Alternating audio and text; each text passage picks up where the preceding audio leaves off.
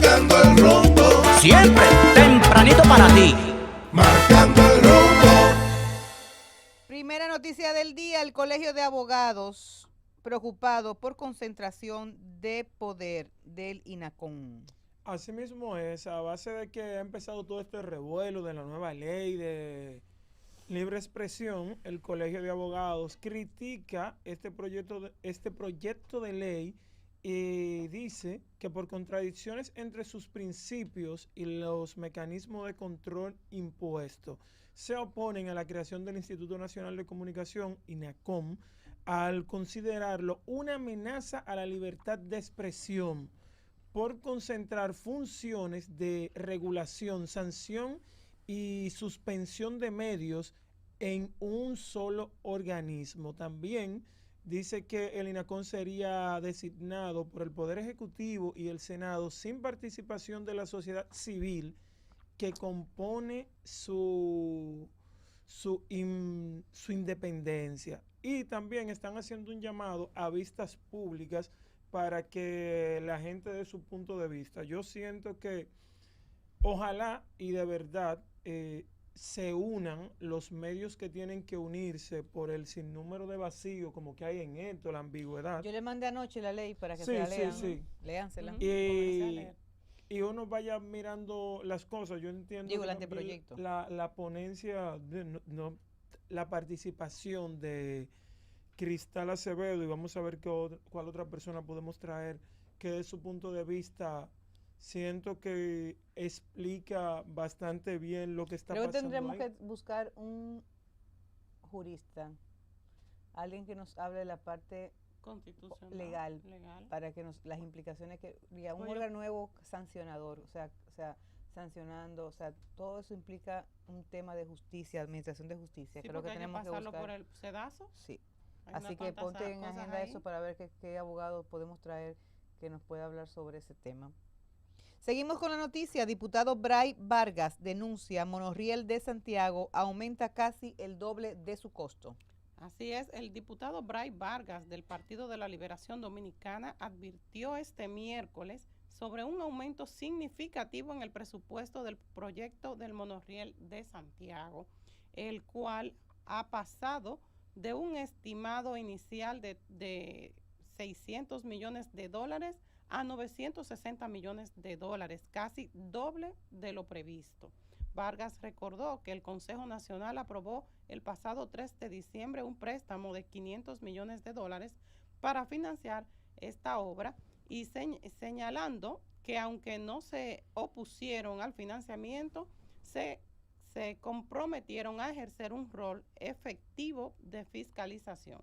El incremento de los costos es alarmante y plantea serias dudas sobre la planificación y la transparencia de este proceso, además de que la ruta del monorriel sigue siendo incierta, incluso mientras avanza su construcción, expresó este legislador, y uno de los cambios más preocupantes, según explicó Bray, es la modificación del tratado original, que reubica la estación 12 desde los terrenos de la Pontificia Universidad Católica Madre y Maestra hacia la zona universitaria.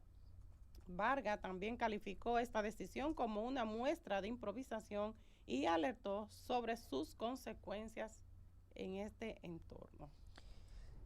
El edificio El Huacal tiene sobre su techo una cisterna de más de 50 años. Así es, el edificio, aquí lo tengo. En las edificaciones de la República Dominicana es inusual observar una cisterna en el techo, rasgo distintivo del edificio El Huacal, oficialmente conocido como el edificio de las oficinas gubernamentales Juan Pablo Duarte. Sí. Este imponente inmueble, ubicado en el Distrito Nacional, tiene 66 metros de altura y 28.000 metros de terreno usado por la obra. Fue construido durante los primeros 12 años de los gobiernos de Joaquín Balaguer, formándose así parte de la cultura e identidad dominicana de la capital. Además, tiene 14 plantas en las que se alojan una serie de instituciones, incluyendo ministerios y dependencias estatales, convirtiéndose en un centro de administración pública del país. Así es como abarca la gobernación del edificio solo, salón de eventos, auditorías, Ministerio de Interior y Policía, Instituto Postal Dominicano y Postdom, Centro de Acceso a la Información, Dirección General de Presupuesto y Dirección General de Programas Especiales de la Presidencia, también el Ministerio de Hacienda, Oficina Nacional de Estadística, Dirección General de Minerías y Minas, Dirección General de Ética e Integridad Gubernamental y el Instituto Nacional de Administración Pública. Pese a más de medio siglo de este edificio del gobierno, el Listín Diario tuvo ayer una visita sorpresa para ser testigo del estado actual del inmueble y conocer el depósito donde se almacenan 28,000 galones de agua en la azotea. Visto esto, surge de inmediato la pregunta de por qué construir una cisterna en el techo. Tras consultar al gobernador administrativo Fernando Acosta, este funcionario reveló que años atrás se trataba de un sistema que era utilizado con mucha frecuencia en los hogares debido a las facilidades que ofrecía. Es mejor tener una cisterna que el agua te baje por gravedad que tú subir desde aquí abajo el piso 14, dijo Acosta, indicando que en estos tiempos los profesionales han cambiado de forma de hacer las cosas. A partir de la entrada del Huacal no se observaron signos de deterioro en sus estructuras. Las paredes están pintadas, sin grietas y sin manchas de humedad, mientras que en las puertas, ventanas del ascensor no se evidenció dificultad para abrir y cerrar. Además, no hay enchufes expuestos en el sistema eléctrico. En definitiva, Es un edificio bien construido. Es un y edificio bien ¿y construido. son los mismos ingenieros? No es lo mismo. Ahora los ingenieros se cogen la mitad oye, del ese presupuesto. edificio tú lo ves solamente viéndolo y tú ves la fortaleza que tiene en su Claro. construcción. Ujú. Todas las obras que hizo Balaguer. Sí. Mira, yo viví Eso es concreto como armado, 12 señores. años. Yo viví en un edificio, Ahí no hay un bloque. en la Niña de Cáceres con Gustavo Mejía Ricard, los edificios de la pradera que hizo Joaquín Balaguer y que los entregó Leonel Fernández el primer gobierno en el 96, Los edificios de las Lauras. Las Lauras. Y yo vivía en La Laura y tenía un apartamento en La Laura. Señores, y ese apartamento, ese piso de granito, Ujú, cada vez que yo lo limpiaba y que lo enceraba, ese piso hermoso, ujú. ese piso. Así es. Ahí no había una filtración, ahí no había nada, ahí todo bien hecho, o sea, No era lo mismo. no, hombre, ahora tú compras No, un apartamento en Naco y tú a los 3 días tú ves nuevo, se está trayendo el pañete. No hay calidad de construcción. Que se trae el pañete. Y tú ves los edificios por fuera, todo es trallado, el pañete, todo es trallado. O sea, no hay calidad. Filtraciones y de todo. Y además, Y no. por ejemplo, Las Lauras no tiene cisterna. El edificio de Las Lauras no tiene cisterna. No, ¿Y qué tiene la gente? Tinaco. Tinaco. Y todo el mundo tiene tinaco arriba de los techos. Sí. Así Y es. que aquí en esos momentos se construía por el libro. Y ese edificio, si ustedes Ahora lo se ven, construye por ética. la mascota. No, bueno. antes con ética, una ética muy que diferente. no, ahora se improvisa demasiado y se comienza a inventar y no se va al libro, No, pero se tú va. le ibas a Balaguer a decir que Ahora un edificio mira, tenía vicio, los y tú desarrolladores sabes de que construcción, los constructores, Ujú. por ganar más dinero, utilizan Exacto. materiales de menor calidad y al Ujú. donde hay que echarle 5 fundos de cemento, le echan 4. Y, Algunos, sí. Bueno, no No, todos. no todo, hay no que- todos. Para que Nunca las cosas son generalizadas. Así es. Hay algunas excepciones, pero Claro. son algunas. Pero muy Son algunas, porque yo te señalo, De la que es que hay no que voy a agarrarla con la mencionar, calva. no voy a mencionar obras para que Ujú. no sepan los constructores, pero aquí hay edificaciones de la más cara de este país con muchísimos Claro. vicios de construcción. Vicio de Sí. construcción. O sea, aquí todos los que construyen mucho y los que construyen poco, o sea, aquí hay un problema grave con el tema de la supervisión, en el tema de la construcción, sobre todo porque eso implica vidas. Cuando Ujú. pasan cosas como la de Yexé, que uno comienza a ver, Sí. ahora todo el mundo está muy bien, eso que estén Revisando. tomando y revisen para no, Sí, para pero no, mira, en pero el Huacal, ¿sabe cuántas personas hay diariamente? como 7,000 personas, veo 8,000, Ujú. 9,000 personas, porque Y ahí es así- que están todas las instituciones, Son permiso de edificios armas, emblemáticos. pero además ahí hay mucha gente trabajando. Ujú. Mucha. Bueno, Y- seguimos. Yexe, un larguísimo mes de dolor, angustia y espera de justicia. Un luto nacional que se extiende hasta después del asueto de Semana Santa, más de 15 demandas civiles interpuestas ante la justicia dominicana, múltiples homenajes, encendido de vela, presentación de proyectos legislativos en búsqueda de reforzar la revisión de las estructuras, personas pretendiendo ser rescatistas y las lágrimas del general Juan Manuel Méndez. Ese ha sido parte del saldo que han ido dejando los días subsiguientes a la tragedia del YECC. Ha pasado un mes, además de unas entrevistas un poco desafortunadas del propietario. Ha pasado un mes de aquella fatídica madrugada en la que el techo de ese icónico centro nocturno colapsó sobre aquellos que disfrutaban de una de sus características fiestas de lunes por la noche, amenizada en vivo por el gran Ruby Pérez y su orquesta. Pocos minutos antes de la 1 de la madrugada del martes 8 de abril, el techo cayó sobre los presentes en medio de una canción de Ruby. Momentos después, luego de recobrar la conciencia, la gobernadora de Montecristi, Nelcy Cruz, logró tomar celular y con asistencia de otro de los afectados por el derrumbe, quien se había podido liberar de los escombros, logró llamar al presidente Luis Abinader para informarle de lo ocurrido. Presidente, pasó una tragedia, manden ambulancias. Fue lo manifestado por la gobernadora de acuerdo con declaraciones dadas por el presidente Abinader. El paso de la madrugada, mientras las autoridades y los equipos de rescate comenzaron a llegar al lugar, las primeras imágenes de lo ocurrido circularon en redes sociales, aún con esos videos y fotos donde también se mostraba que varias personas lograron salir de los escombros con múltiples golpes y malheridas. La magnitud de lo ocurrido aún no había sido comprendido por la ciudadanía dominicana. Durante el amanecer del martes, la noticia se dispara. Poco a poco la angustia se apodera de las primeras personas que llegaron a la zona cero, pero para tener alguna información de sus allegados presentes al momento de la tragedia. Ya antes de que saliera el sol, se había confirmado el fallecimiento de Nelcy, quien fue sepultada en su natal Montecristi. Manita, te amo y estoy muy orgulloso de lo que hiciste. Siempre que te veía había una nueva sorpresa. ¿Dónde fuiste? ¿A quién ayudaste? Ella me decía, aquí nunca se cierran las puertas. Todo el que quiera venir a la gobernación puede venir. Yo trabajo para el pueblo y yo veía que ese era su lema, su norte. Dijo entonces entre lágrimas Nelson Cruz, ex pelotero de Grandes Ligas y hermano de Nelcy, durante el velatorio que se realizó en la sede de la gobernación de Montecristi. Con el presidente de la República presente en el lugar y la imagen de cómo había quedado la escena tras el derrumbe, las especulaciones acerca de si habría o no más personas con vida dentro de los escombros era la única conversación que ocurría al tiempo de que más personas se acercaban a obtener algún tipo de información sobre sus parientes y o amigos. Las primeras impresiones de los sobrevivientes indicaban que el polvo y pequeños escombros que descendían del techo de la infraestructura alertaban minutos antes sobre la posibilidad del derrumbe. Cecilia Domínguez narró cómo fueron los minutos antes del colapso en la edificación situada en la avenida Independencia del Distrito Nacional. Ruby Pérez ya había cantado como 5 o 6 merengues.